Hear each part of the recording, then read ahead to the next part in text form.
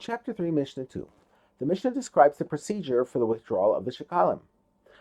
With 3 baskets of 3 se'ah each, they withdraw the terumah of Shekalim from the temple chamber in which the money is kept. They first fill 1 basket with coins, and then a second, and then a third, until they have a total of 9 se'ah of coins. And upon them were written the Hebrew letters Aleph, Beis, Gimel, 1 letter on each basket. So that the money can be spent in the order in which it was withdrawn. Rabbi Yishmael says not Hebrew letters, but rather the Greek letters Alpha, Beta, Gamma were written on them.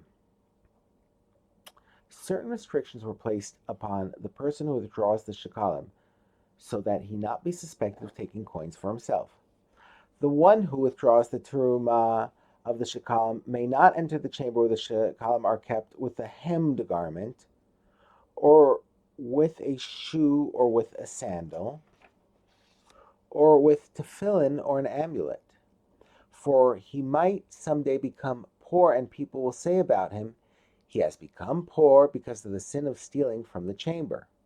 Or he might someday become rich, and people will say about him, he has become rich from stealing from the terumah of the chamber. The Mishnah explains why it is so important that the person who withdraws the Shekalim must be so careful not to cause others to suspect him.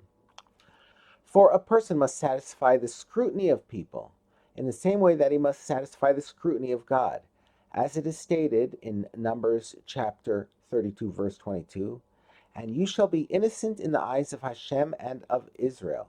And it is furthermore stated in Proverbs chapter 3, verse 4, and you should find favor and good understanding in the eyes of God and man.